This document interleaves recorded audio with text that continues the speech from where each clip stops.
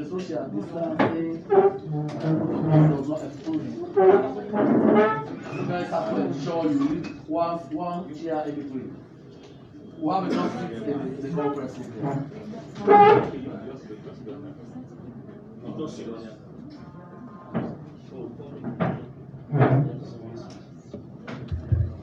Can we settle down as fast as we can, please?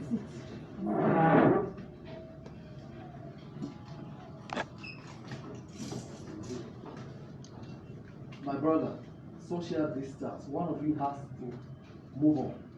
So there's a chair in between, right? What about?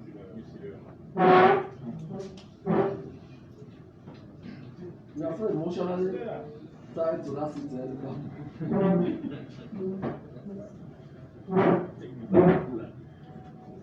You put the ball in between.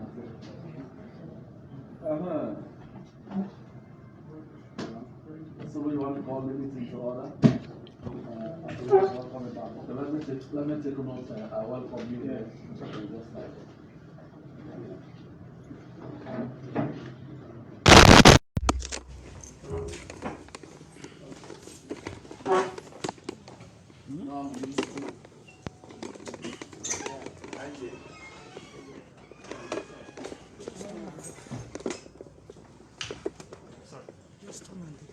Hey, I appreciate it.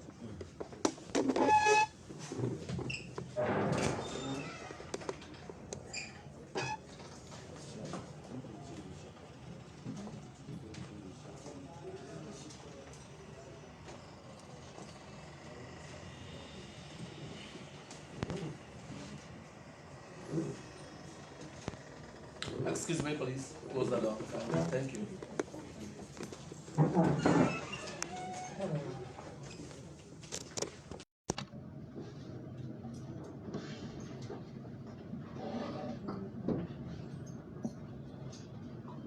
Yeah.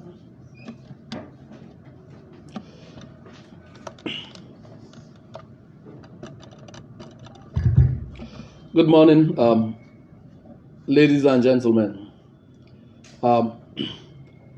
We have called you here today to brief you on quite a couple of issues that has been happening within the corridors of power in the last 1 week.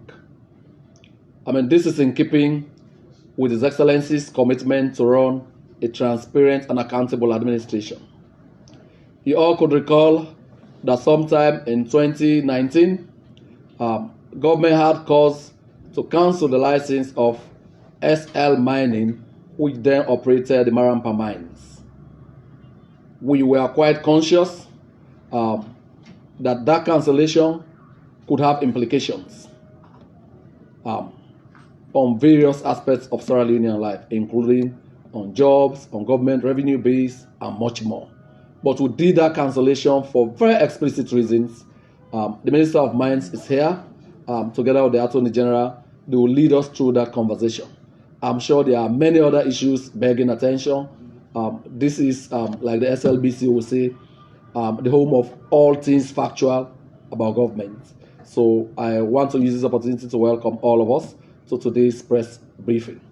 This is unlike the usual Thursday press briefing. It's not going to cancel that. It only underscores the significance and importance of today's session, right? Let me use this opportunity to welcome my friend and colleague, my former deputy minister, who had been on a sojourn to the Ministry of Foreign Affairs and International Cooperation.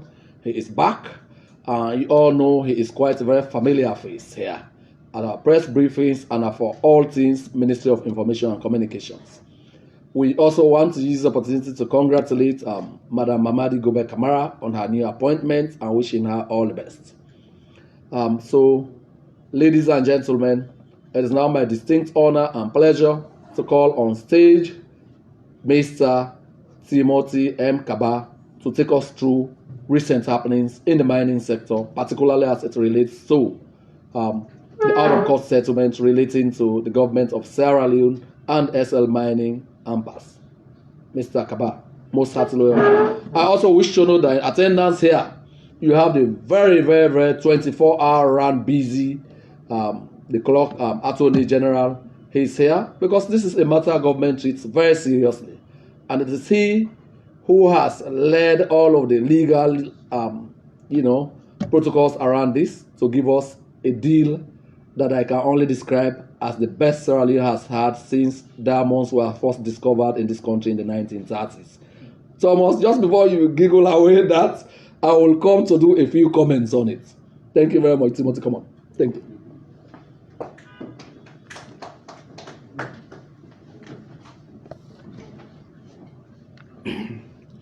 Thank you very much, Honorable Radishwari, and the Minister of Information and Communication. You are live on SLBC, another. All right.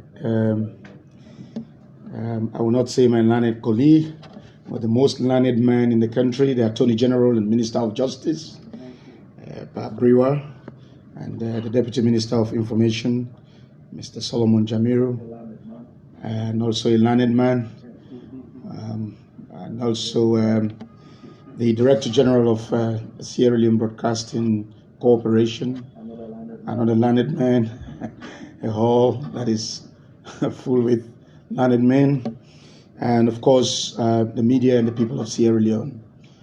Good morning.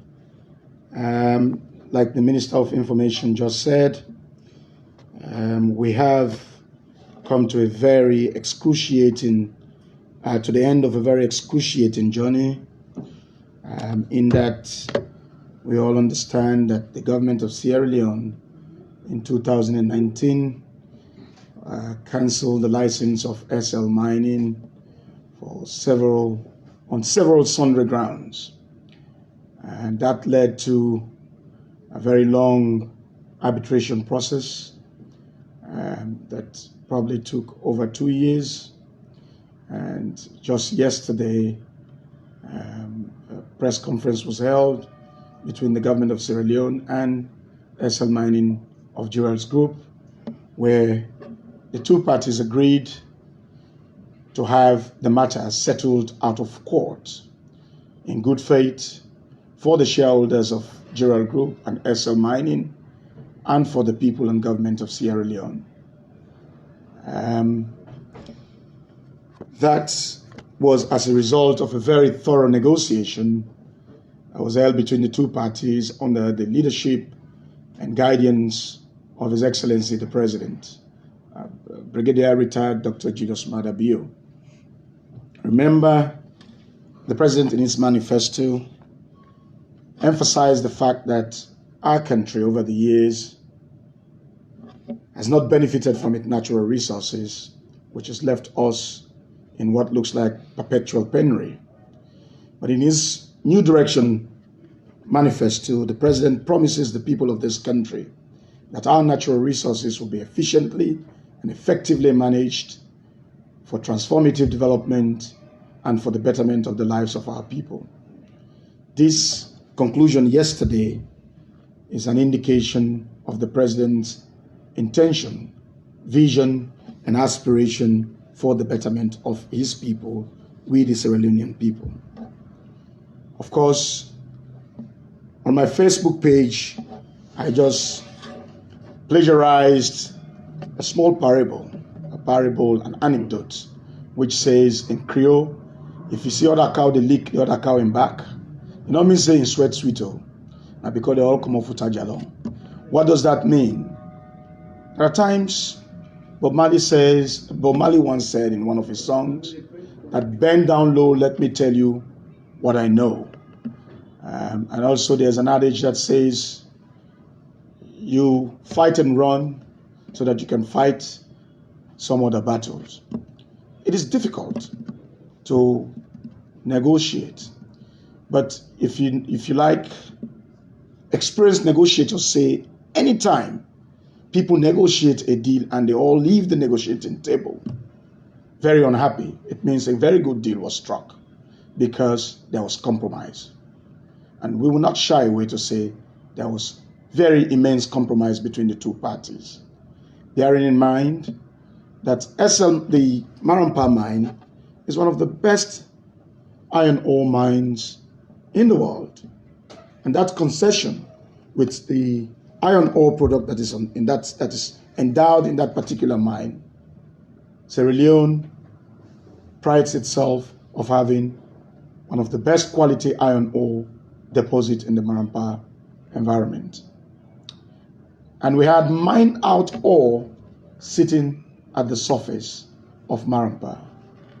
Our people were crying for jobs. I want to say the decision that was made by the government was intended to sanitize the sector, intended to maximize and optimize opportunities for the people of our country. Whatever the pain we may have borne or dreaded throughout these 2 years of, if you like, arbitration, this outcome justifies our action. This outcome gives hope to the people of this country.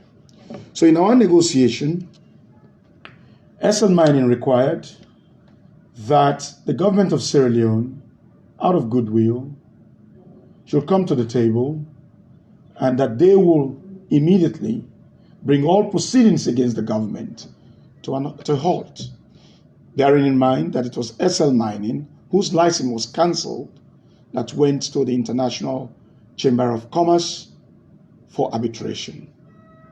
Both parties agreed, and in an MOU, we agreed on several items. But most importantly is the fact that in the history of our country, Sierra Leone has never had a 10% free carried interest in any mining arrangement, especially in the iron ore subsector. This negotiation enabled the government of Sierra Leone to command a 10% free carried interest that is not dilutable. When we say not dilutable, it means no volume of new investment will be poured into this arrangement that will dilute, or in other words, miniaturize Sierra Leone's 10% free carried interest. This is a win for the people of Sierra Leone. Also, there's about 700,000 metric tons of iron ore that was mined out by SL Mining before the cancellation of their license, which means with the settlement, that ore will naturally become the property of SL Mining. But out of goodwill, the parties agreed that some money in the form of compensation should be given to the government. Calculations were made, bearing in mind that iron ore prices are, historically high today. But there are challenges associated with the exporting of minerals from Sierra Leone, more so logistical and infrastructural challenges. So a brief calculation was made, and SL Mining said, regardless whether prices fall today or they go higher than what they are right now, we'll agree on a fixed sum of money that we'll pay to the government and the people of this country. And therefore, we agreed on 20 million United States dollars. 20 million United States dollars payable in 2 installments. The first installment of 10 million US dollars will be paid by October 31st this year. And the second and final tranche will be paid by the 31st of December this year. This arrangement takes into consideration taxes and royalties that could have been otherwise paid to government for the shipment of this ore.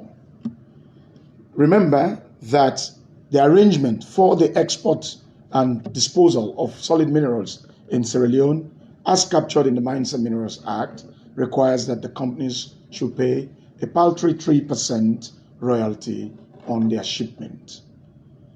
If you were to make that calculation, that will come to a very abysmal figure. There are other taxes, but overall, the 20 million United States dollars is by far grandiose than what could have been obtained from taxes and associated revenues that could have been gotten from the sale of iron ore if this was not treated out of good faith. And also, both parties agreed that because of the animosity, because of the difficulties, that a new company should be floated. And that new company would then award Sierra Leone a 10% of undiluted free carried interest. And then General Group will maintain 90% of that arrangement. Well, this is the outcome. Nobody knows what could have been the outcome of the matter. But whatever the outcome could have been, it is just expedient that we create jobs for the people of this country. It is just expedient and very much so right that Marampa, that is almost become a ghost city, is revived, is reanimated, and jobs are brought to the people. And for also the government that deserves revenue from its natural resources is able to obtain those revenues for the development of our country. Ladies and gentlemen, this MOU was signed, subjected to further discussions, because the new company will be floated, and that new company will obtain a new mineral right consistent with the requirement of the Mines and Minerals Act, which states that to obtain a large-scale mining license, a company must conduct an environmental social impact assessment. It must obtain an environmental social impact assessment certification through the processes of environmental scoping and also public disclosure to make sure that all associated risks to the project are captured and mitigation and remedies are also established to prevent environmental, health, and social disaster. That, with the mine plan and several other documents, relevant documents, as stated in the Mines and Minerals Act and other prevailing statutes, will be part of the application for the new license that will be awarded to the new company, in which Sierra Leone will have a proud 10% free carried interest. Gentlemen, this is historic, like the Minister of Information and Communication stated. It was His Excellency's direction, bearing in mind that the people of this country deserve better, and we've come to a point where this impasse or melee is apparently brought to an amicable end for the interest of our people and the shareholders of SL Mining and Gerald Group. Thank you so very much.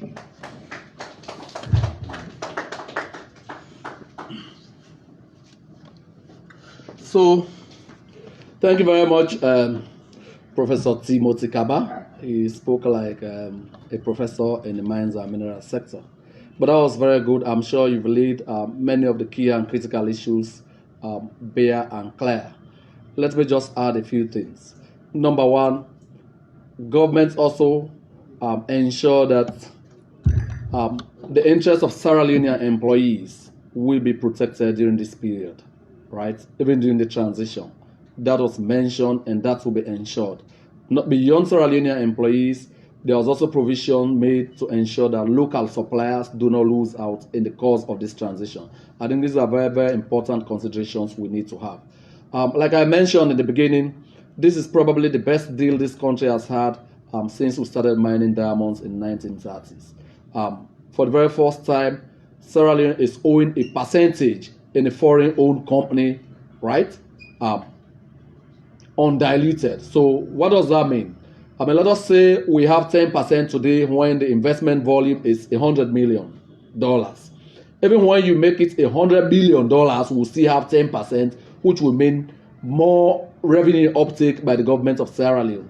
So this negotiation was very, very rigorous. It was vigorous. The government ensured that Sierra Leone was at the center and fore of everything during the negotiations.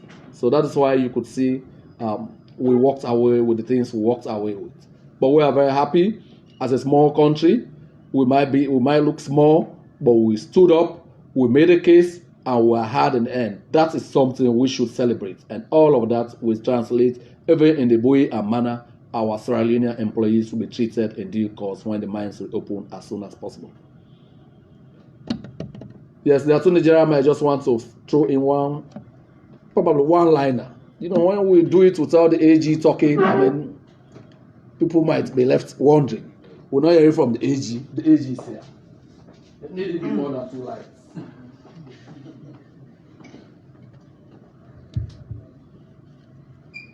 Ladies and gentlemen, I wish to say that I had been in control of our own side of the arbitration, which took place in London, and it was not a happy experience. Throughout, we've just been dragging, this matter had been dragging on, and I can assure you, as the Attorney General of this Republic, that this agreement we came to with SF Mining, as the Minister of Information says, is the best that all of us could have had. Not only for this country, but for also the company itself. They were equally elated as we were. So, in order not to deprive our people of the benefits of our mineral resources, both sides saw the need to come together and arrive at an amicable settlement for the work to go on, especially in that part of the country, Marampa mines in Lonsar.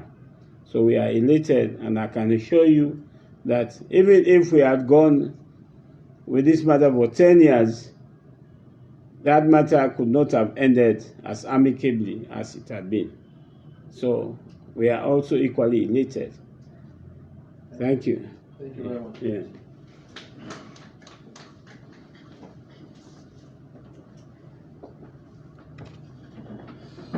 So we heard from all the salient representatives from the AG's office and the mines minister himself. Even without fact checking, and I may be wrong, this is the youngest mines minister we've had, and he's been able to strike such a very big deal with great and serious beneficiation schemes for the mining communities and for the government and people of Sierra Leone. He was very clear. Each time he mentioned those two words, the government and the people, he put the people first, the people and government of the Republic of Sierra Leone, because that was what informed the negotiations, the discussions. We were taken to arbitrations, we went there, we stood tall, but we are happy that we have had this very amicable and peaceful resolution of a long drawn-out arbitration process. Because, I mean, for us, the people were center, they were at the fore of everything we did during this period. His Excellency is very clear. We have to renew Marampa mines in order to bring life back to the city of Lonsar. And in the words of their public relations consultant, Professor Sheikh Omar Kamara, what this government has done is like planting a new tree that will blossom in the very heartland of Marampa Chiefdom. So yes, we know lost jobs will be restored. Yes, we know this will be an era of skills transfer. Yes, we know this will be a moment of the beginning of the country enjoying greater benefits from our God-given natural resources. I mean, this comes fast on the heels of government's recent launch of a airborne geophysical survey, which now will give us a fair and reasonable idea, well, with scientific precision, if you like, of what natural resources we have, where they are, and in what quantities. For the very first time, this will put government in the driving seat of the management of our natural resources.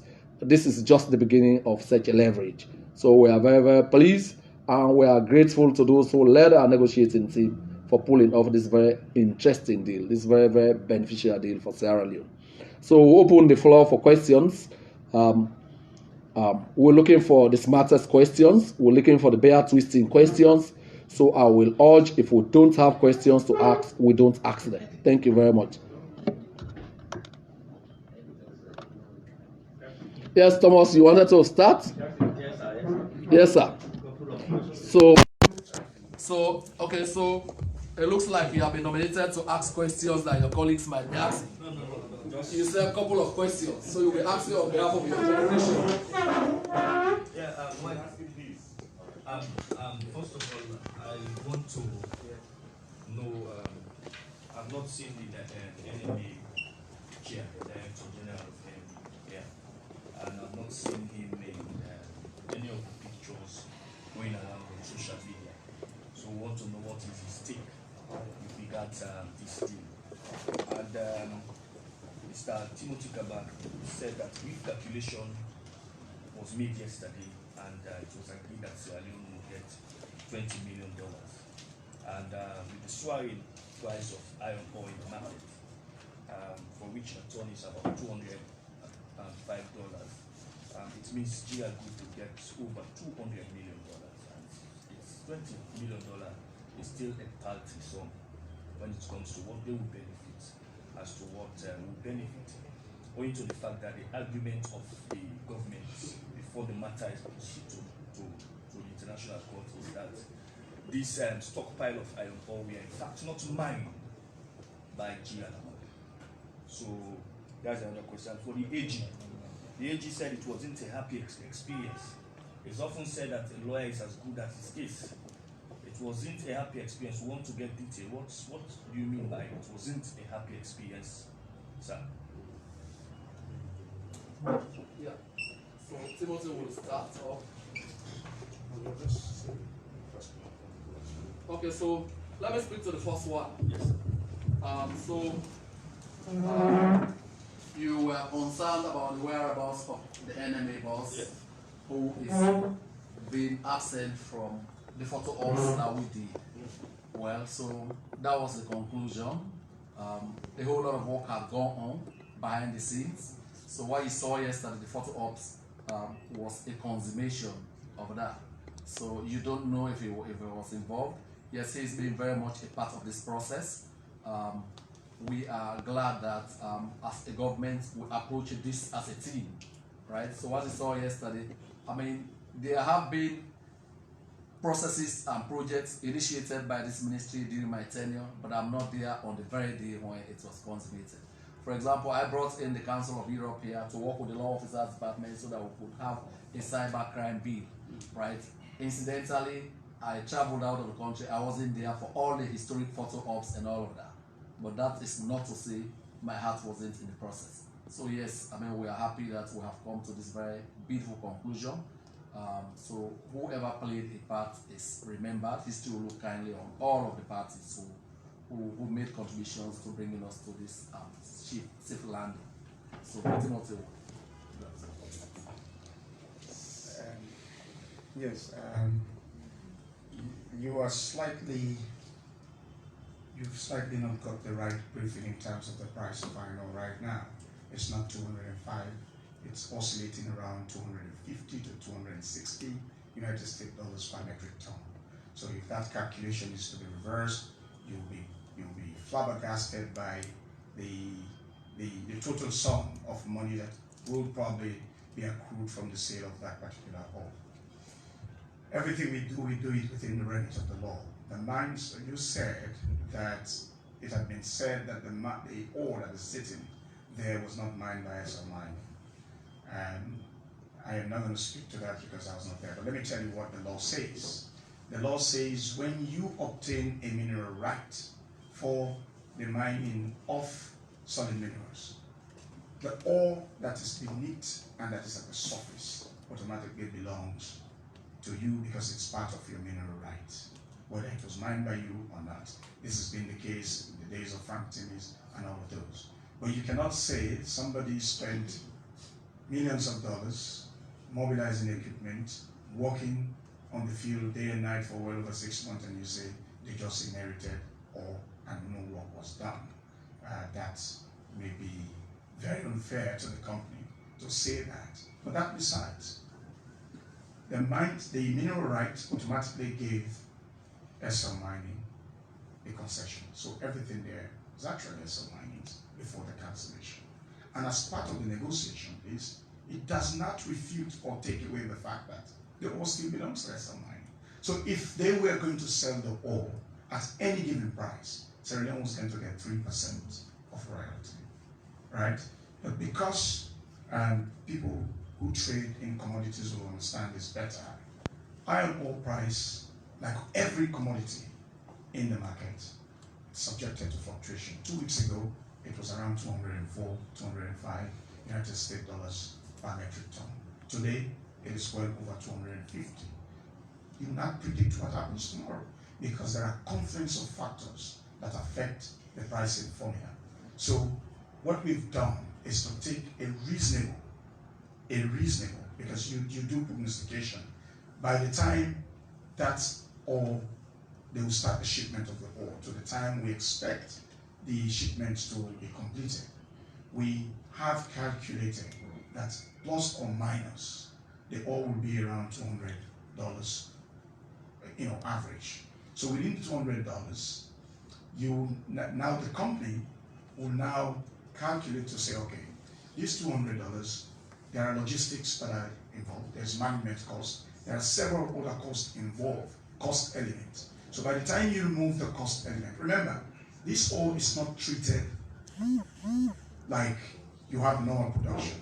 It is treated on a one-off basis, and that's why we are benefiting this amount of money from that ore. So when you calculate, you remove all your cost, proven cost, audited cost, the net profit is what Sierra Leone is getting $20 million from. There will be the estimation made, the calculation made with an average of about 198 to 200. The net profit came to about 41 million United States dollars. And if you take 20 million out of that, that is representing about 49% of the net profit after all charges and costs are excluded from the final sale of the ore. So whether that ore is to be sold at 40, and the commitment is, if we go to bed today and wake up tomorrow and the iron ore market is flooded with iron ore and the price plummets to $50 per metric ton, SL Mining, or the new company will still be obliged to pay Sierra Leone $20 million. So that's from my understanding of how the commodity market works, my understanding of what value we have, I think it is quite a very satisfactory deal in favor of the people. Thank you. Yeah. Yes, as a father and as a lawyer, I can assure you, if the father of the house is involved in litigation, the children, the mother, the children, all of them suffers because the money which the father should sustain the house, that money is used to pay lawyers, to go to court, etc., etc. And when I say it was not a happy experience, I mean, I was in charge of the process in the arbitration court in London, and I knew all what was happening. We had to take outside lawyers. These are white men in London. We had to pay them. These were not paid sums. And the money the government was to have been using for some aspect of development. Just before you proceed, sorry, even at the risk of interrupting you. I mean, so I'm gonna create a scenario so that we all understand. I say this is me writing obviously that's exactly one thing there. Yeah, but we're not going there. I am talking about a situation where a couple has a domestic dispute. When you have a domestic dispute, right? Even in the reception, you get home when you return from work, your favorite meals, and all of those things. So, I mean, this was the kind of experience we had.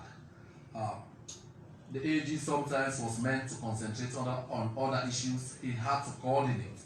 He had to organize, the external resources to be able to put forward a solid representation for us. I mean, that took quite a toll on us. Just before you asked us how much was spent on all of that, I knew that would be the next logical step. So I will look at it from the cost-benefit analysis. Number one, we might be a small country, but we have stood up very tall. And we have made a loud and clear and unambiguous statement that we may be small, but we should be treated with respect, and we should, our people for the first time, should be given an opportunity to enjoy normal beneficiation schemes for our God-given natural resources. I mean, that is one. Number two, from a cost-benefit analysis, we now see that, right? Even when you take all of the costs, whatever we might have spent on litigation, because we were taken to court. I mean, let us understand this. We did not wake up one morning and decided to go to court.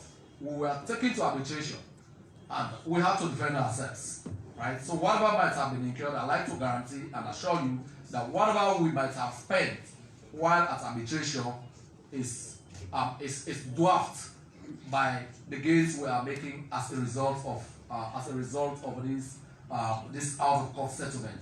We told us for the very first time, like I mentioned, since minerals were first discovered in Sierra Leone in the 1930s, this is the very first time Sierra Leone is getting 10% shares in a known Sierra Leonean-owned company.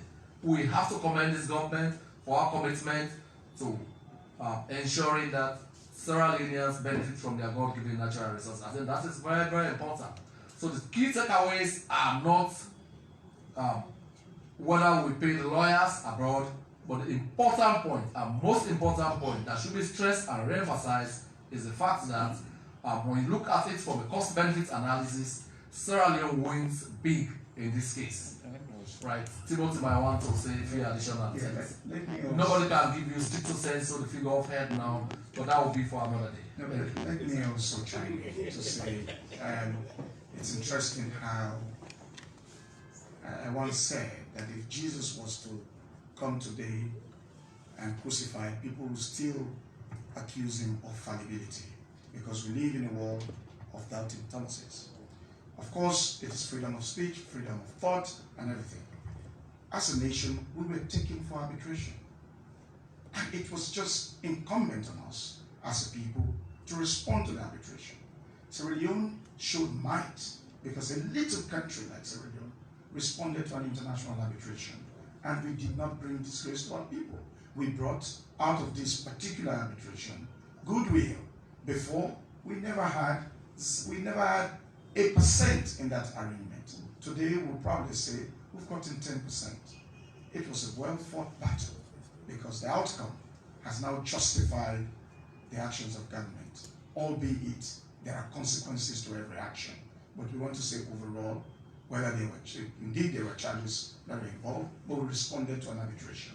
If Sierra Leone is to be called to war today, all of us will put on our military gears to fight to protect the integrity of our state, the territorial integrity of our state. So it's not a matter of whether monies were spent or not, but like the Minister of Information said, what we've gotten surpasses every effort and resources that has been put to defend the integrity of the state and the right of our state. And history will judge us right for what we've done. Leadership, it is always said that if you don't want to piss off some people, then you sell ice cream. Don't have any business to do with leadership. It is very difficult to make unpopular and God-called decisions like this, but posterity will judge us for what we think we've done for the people of this country and the government. So I think we should not be labeled on that. Thank you very much. Yes. So next question.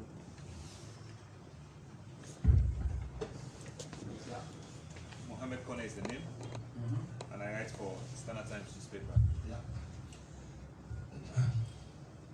Mr. Kabari, you are talking about 3% Royalties. royalty. Is it on royalty or sales on the mineral? That is one. Again, with this agreement, where those sufficient monies that go to landowners, where does this agreement leave all of those? And again, Mr. Minister, you are talking about this the very first time that Sierra is having 10%. What percentage of Sierra Leone's percentage was sold from Sierra Leone? That's an interesting one. It's a poison chalice, but I'll be out of it.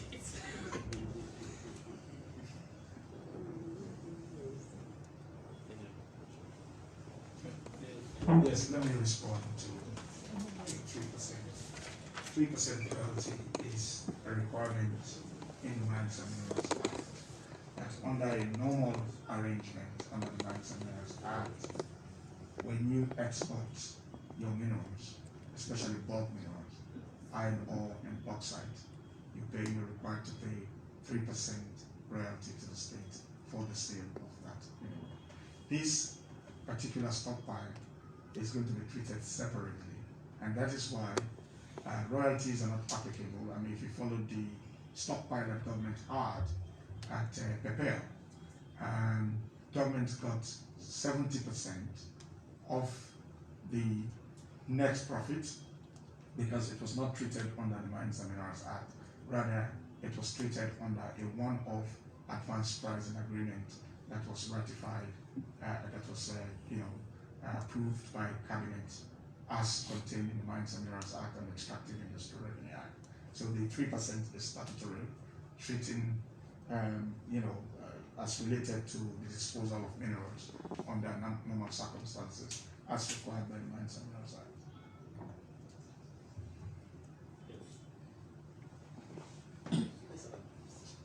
Yes, sir. Yes. Thomas, would you like, can we hear from other people before we come back to you? Yes, sir. The subsequent round, please. Well, I mean, Brian from UIB.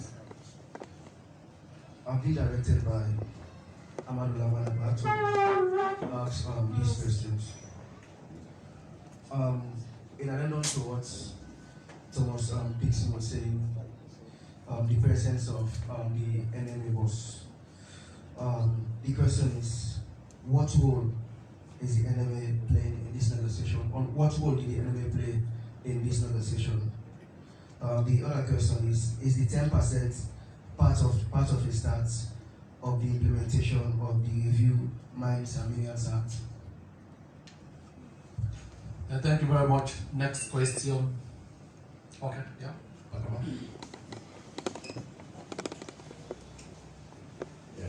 Thank you, Mohamed Kamara, for our questions.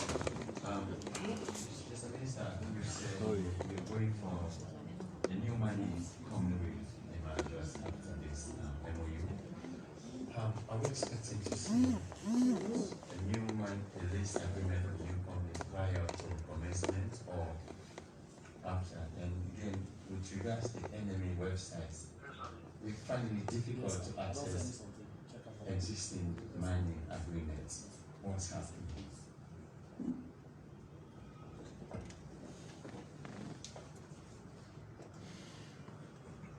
Okay. Yes, there's going to be a new agreement that is going to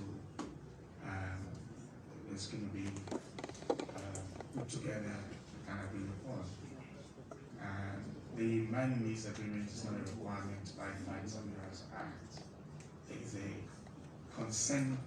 It's a mutual agreement on terms that are contained in all the prevailing statutes. So the mining company will now engage the government to say, we have a mineral right, and this mineral right gives us all the privileges, but we want to sit down and negotiate, for instance, the fiscal. And if they agree, if the government and the company agrees on the fiscal terms and other terms, and that becomes an agreement. For the implementation of that agreement has to go to cabinet and then get to parliament for its ratification. It's not a requirement, it's an addendum to the license that is given. So if the new company is floated and the new company obtains the license through the normal legitimate processes, that company can start operation even without a mining lease agreement. But if the company so elect to have its mining lease agreement with government ratified before its operation, it will also be very good for the company and the state as well. But bear it in mind that mining lease agreement is it's not required as per the Mines and Minerals Act, but it is a practice that enables the two parties to sit down and negotiate on the content of the license. Right, and the representative that is representing Amanaba, the 10% is not actually what is being advocated for in the Draft Mines and Minerals Act. The Draft Mines and Minerals Act is still in the process, and we're still pushing to make sure that that is ratified in the best interest of the people of this country. This is a separate arrangement that has fetched us this 10% free carried interest. I hope Lamara will get the message correct. Thank you. He might well be reading you right now. Yeah, so somebody asked a question that I need to make a passing reference to. So somebody is asking what's the difference between this and what we had in Sierra Leone, right? Yeah. So we all understand the context in which Sierra Leone got default shares, and I really say default shares in the Ruta agreement. We had just emerged from a war situation. They could not pay PE and other taxes, so that was converted to something. But we are talking about undiluted free carried shares. Whether investment volumes increase at any one time or the other, this will remain. So that's a profound difference here. And you have seen in the previous administration, it's been one argument after the other, how many percent, this, that, you know. So this is completely different. This is, like I said, for the very first time, we have elected to have shares in a foreign-owned company, right? This is not by default at all. This was, we did it. We went into it with both eyes open, not because one side could not meet obligations or the other. We went with it because we believe it's time that we started owning shares in foreign-owned mining companies, right? Because that's one way we can really beneficiate. You guys talk about Botswana, Botswana, and all of those things. This might well be the beginning of that kind of commitment by this government. Yeah.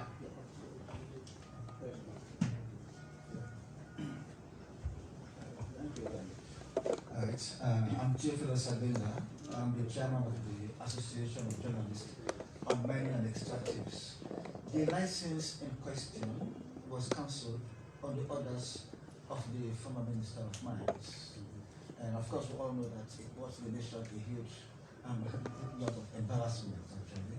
So what mechanism, Mr. AG, are they putting in place to ensure that a minister, in this case of mines, will not just wake up in the morning and order the cancellation of any license, knowing that there could be consequences? Okay, that's noted. Next question. Yes, The usual suspects. This is the term. No worries. it's with regards to the 10%.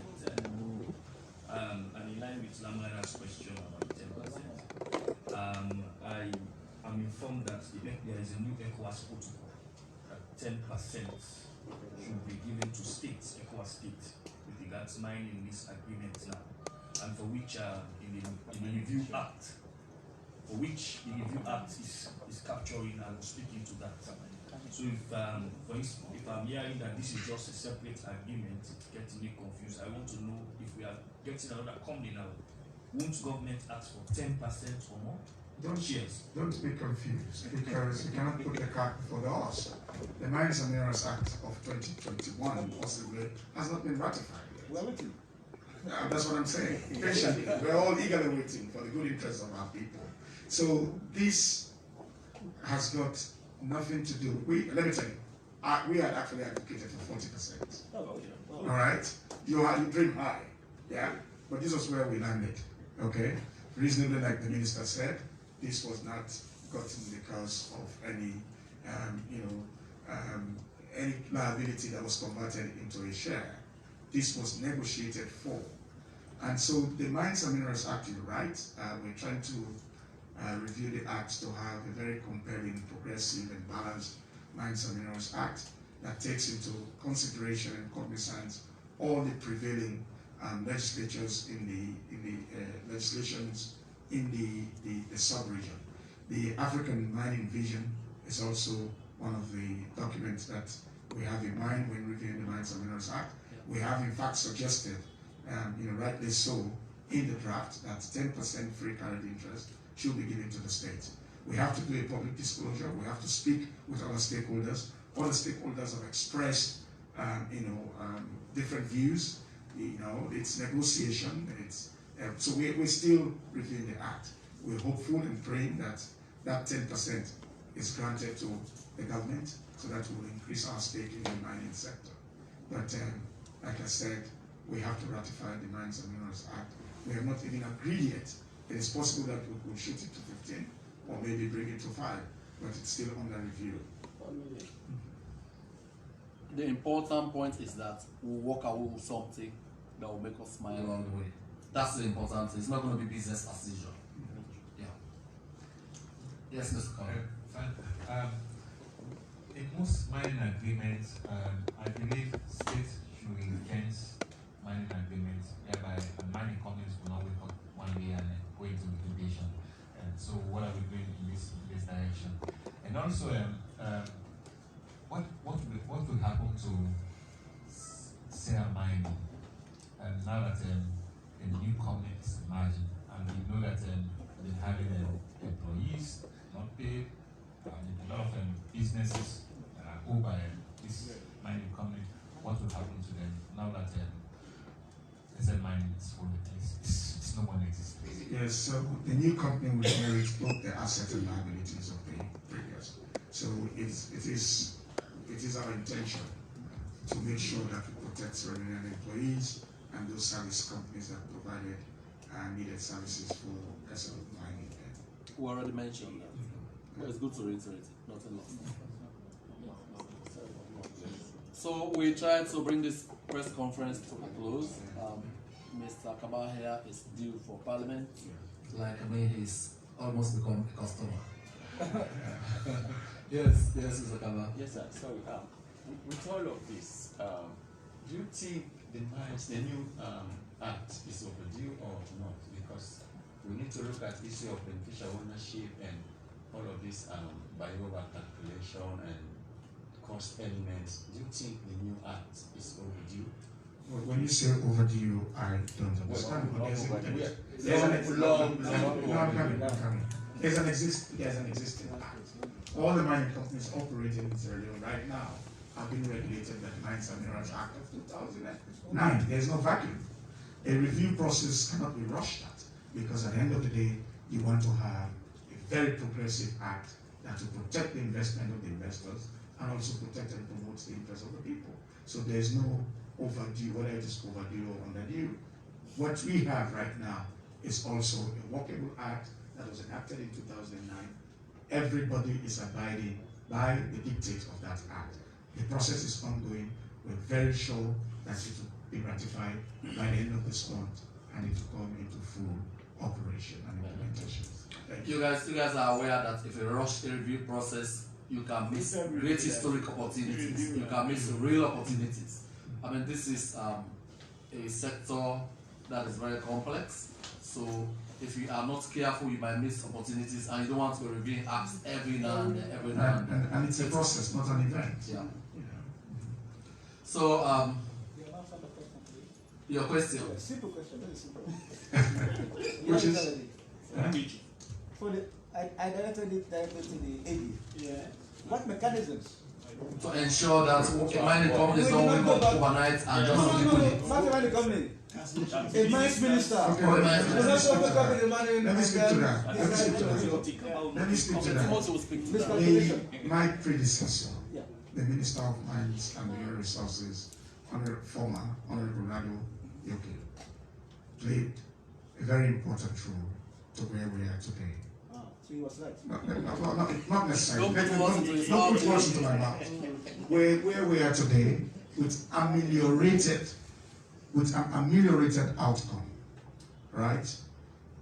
Everything in this world, it's time bound. Everybody has contributed, all right? So he did not just get up overnight, unilaterally, maliciously cancel the license, all right? And I will not get up unilaterally, maliciously, unprofessionally cancel someone's license. These licenses and the operations in the extractive sector are capital intensive. It means people put millions of dollars into their investment. Timothy Kabah will not just get up in the morning without following due processes and cancel someone's license. There are processes. The NMA regulates the sector.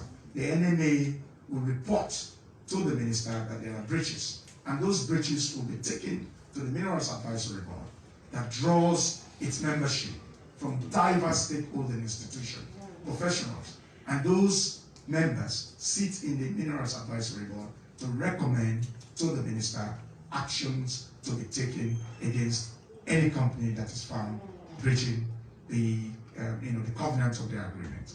So nobody will get up in the morning and just cancel license because they are a farmer with a big market. So we are going to make sure we work professionally and also work with the companies and protect your interests, our interests, and the company's interests.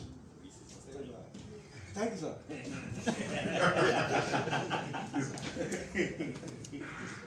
All right. Yes, gentlemen. So,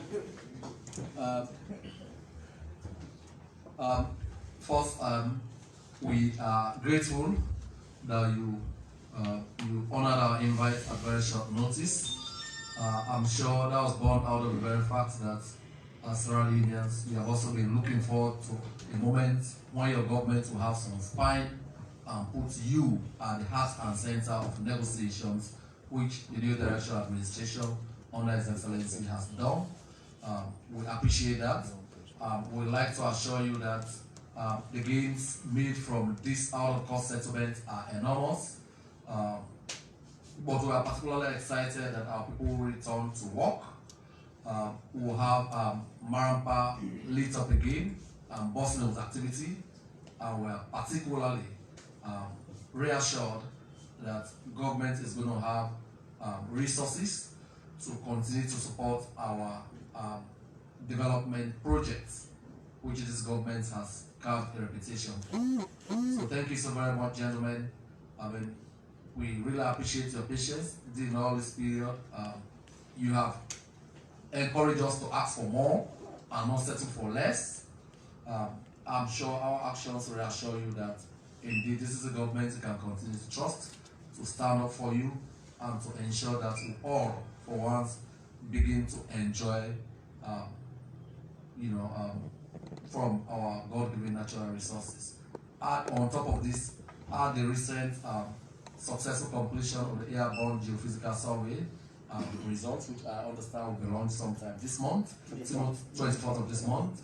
On top of that, the ongoing review of the Mines and Minerals Act and the artisanal mining policy. All of this will come as a full package to ensure that never before shall our natural resources leave only wolves and tears in mining communities and for our country. Thank you so very much. God bless you. Wishing all of you a very happy Ramadan. Thank you. Thomas, do you have